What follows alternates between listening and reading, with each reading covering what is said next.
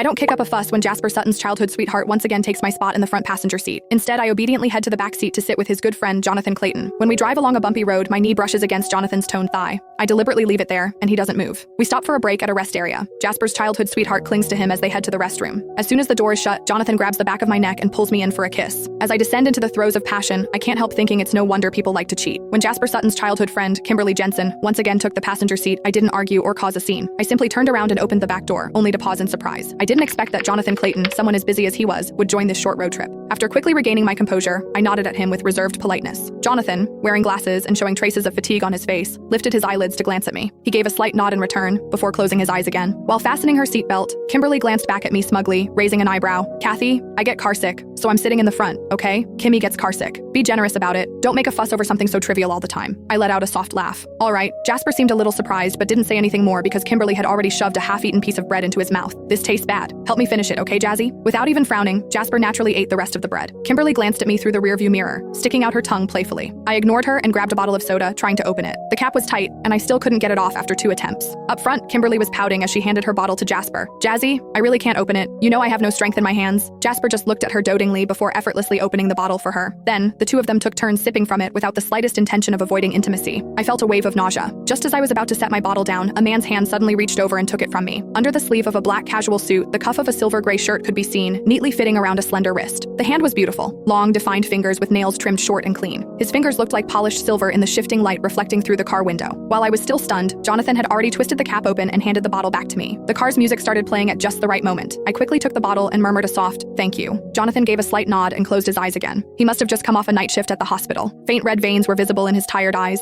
I sipped the soda slowly. The car had merged smoothly onto the main road. Kimberly's birthday was coming up, so Jasper organized this short road trip to celebrate it. About 7 to 8 of us were in 3 cars, heading to a hot spring resort 100 miles away. Not long after we started driving, Kimberly practically glued herself to Jasper's side. The music was loud, making it hard to hear what they were saying, but they were clearly enjoying themselves. Lately, Jasper and I have had several unpleasant arguments because of his inappropriate closeness with Kimberly. He promised to be more mindful next time, but whenever he saw Kimberly again, that promise vanished into thin air. Suddenly, everything felt meaningless to me. I lowered my head, chuckled to myself, then turned to look out the window. The mountain roads twisted and turned, with the occasional loose rock scattered along the path. As the car jolted, I couldn't help but lean to the side. My bare knee under my skirt brushed against Jonathan's thigh, pressed tightly against it. I wanted to move away instinctively, but then I noticed a faint reddish mark on Kimberly's neck. Even a fool could recognize it. A kiss mark. There was no need to guess who left it. In that instant, a surge of defiance rose within me, and I simply froze, leaving my knee where it was. Just then, Jonathan opened his eyes and looked at me. I pretended to be perfectly calm, staring straight ahead, refusing to meet his gaze. Yet, my knee, pressed against the outside of his thigh, subtly shifted closer, pressing in even more.